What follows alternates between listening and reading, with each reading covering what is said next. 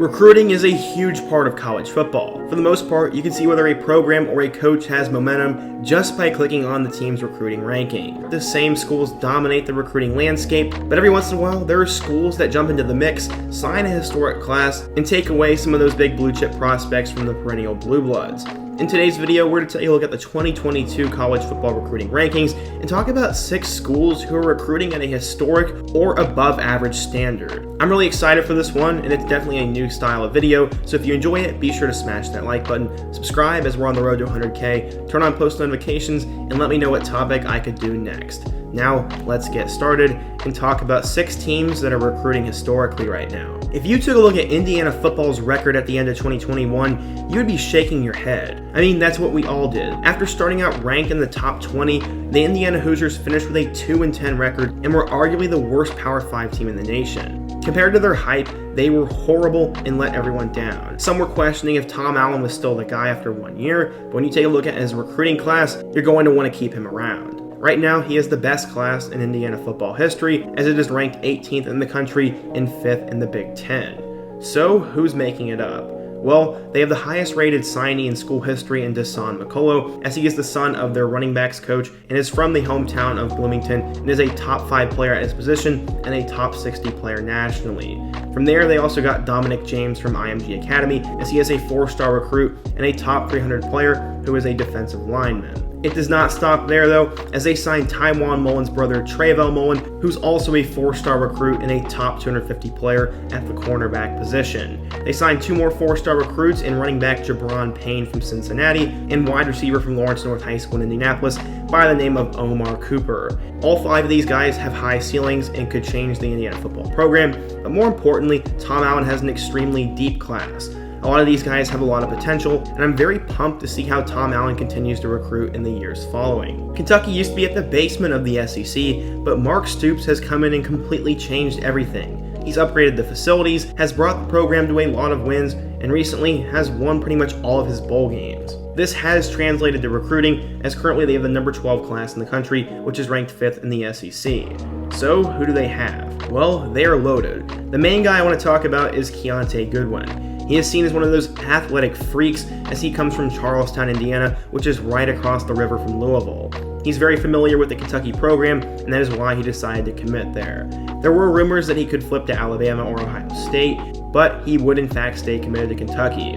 He is seen as a big deal. He is a 6'8" offensive lineman who also weighs 340 pounds and is a 5-star recruit and the 25th ranked player in the nation. Kentucky also grabbed 2 4-star wide receivers in Barryon Brown and Dane Key, 2 athletes in Destin Wade and Alex Safari, a defensive lineman by the name of Dion Walker, an offensive tackle by the name of Grant Bingham, and a linebacker by the name of Keaton Wade. Those are all the 4-star prospects they currently have signed, and in terms of the transfer portal, they grabbed a guy from Ohio State by the name of Darion Henry Young, a defensive lineman from Auburn by the name of Tayshawn Manning, and a wide receiver from Virginia Tech by the name of Tavion Robinson. I'm a big supporter of Stoops and what he has done for Kentucky football, so I'm very pumped to watch this class. And the guy I'm really going to keep a close eye on is Keontae Goodwin. If you're a Kentucky fan, what do you think of this class? It was a rough year for Arizona football. In year 1 under new head coach Jedd Fisch, the Wildcats ended up going 1-11 with a 1-8 mark in the Pac-12. They are even so bad that they lost to Northern Arizona. If you put that aside though, Arizona is currently shocking the recruiting world. Jedd Fisch has the number 20 class in the country, which is ranked 2nd in the Pac-12. No, I am not joking or lying to you. So who do they have? Well, they signed a top 50 player in Tetairoa McMillian, who was supposed to go to Oregon, but ended up going down to Arizona. They grabbed a 4-star tight end by the name of Kian Burnett, a 4-star linebacker by the name of Sterling Lane, a 4-star corner by the name of Ephesians Prysock, and finally, the guy I'm most excited about, running back Rayshawn Luke. He went to St. John Bosco Prep, and I think he has an opportunity to play right away for the Wildcats. That is not where it stops though. They have an extremely deep class, and they even signed DJ Uiagalelei's little brother, Ty Ty. In terms of the transfer portal, they've done a lot of work there too. They grabbed a former 4-star recruit from UCLA, Anthony Solomon from Michigan, one of the top group of 5 receivers in the nation, Jacob Cowing from UTEP, former USC defensive end Hunter Eccles, and the biggest name is Jaden DeLara. He has become a young star at the quarterback position for Washington State, and he will now transfer down to Jedd Fisch's offense and will likely take over as a starter right away. While some are skeptical of this, I'm a big fan of Delora, and I think this class will have an opportunity to really help Arizona football in the future. If you're a fan of the Wildcats, let me know your thoughts. The next school we're going to talk about is Michigan State. Yeah, they have had some good classes in the past, but this year, Mel Tucker is seemingly taking things to a new level. The Spartans had the 4th ranked class in the Big Ten, and it is ranked 17th nationally. So, who do they have? Well, it is headlined by 4-star quarterback Katin Houser. He is a starting quarterback for St. John Bosco after DJU left, and he has done a tremendous job there.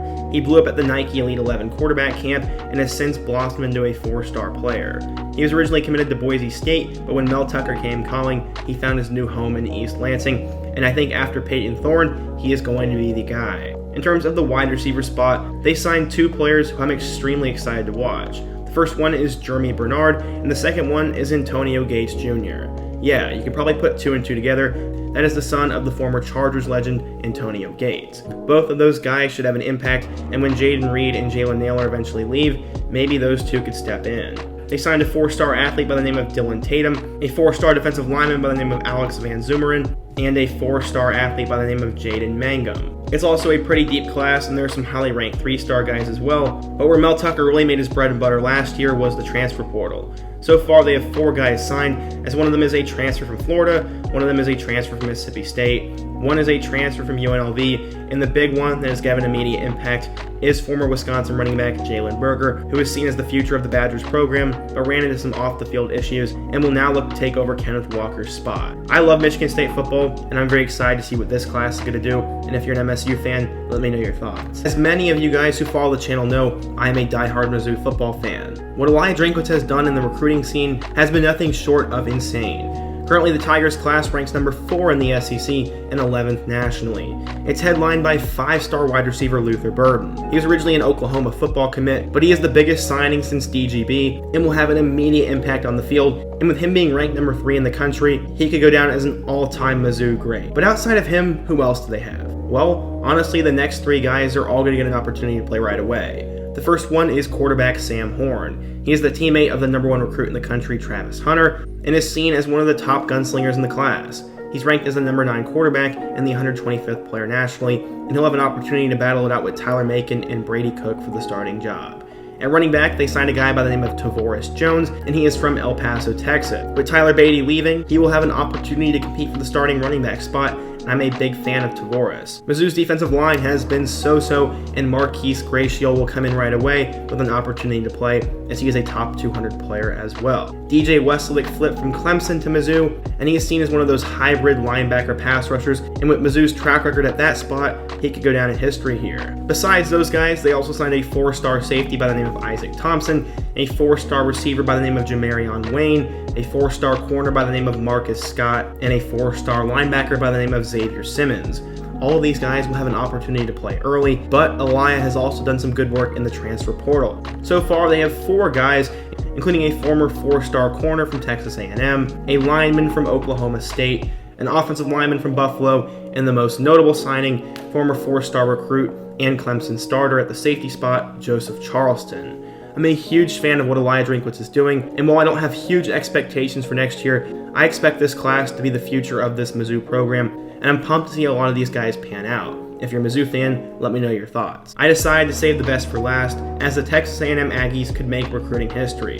There was a rumor going around that they paid over $30 million for this class, and in terms of the football landscape, you could say the money was put to good use, as the class could be the best in recruiting history. It's ranked number 1 in the country, and obviously number 1 in the SEC, and is headlined by so many good players. All but 1 player in this class is ranked as a 4-star recruit, so neither me or you have the patience to go through all those names, and I'll let you look for yourself, but let's talk about the 5 stars they signed. They signed the number 2 player in the country in Walter Nolan, who looks like he could be the second coming of Myles Garrett. They signed a 5-star linebacker by the name of Harold Perkins, the number 2 receiver by the name of Evan Stewart, the number 4 defensive lineman by the name of Gabriel Dindy, the number 3 corner in Denver Harris, and the number 2 quarterback in Connor Weigman. That is 6 total 5-star recruits, and all 6 of these guys could have an immediate impact. In terms of the quarterback spot, they loaded up. I'm a huge fan of Connor Weigman, and I think he has an opportunity to push both Haynes King and Max Johnson for the starting job as a true freshman. Speaking of Max Johnson, you guys remember him at LSU, right?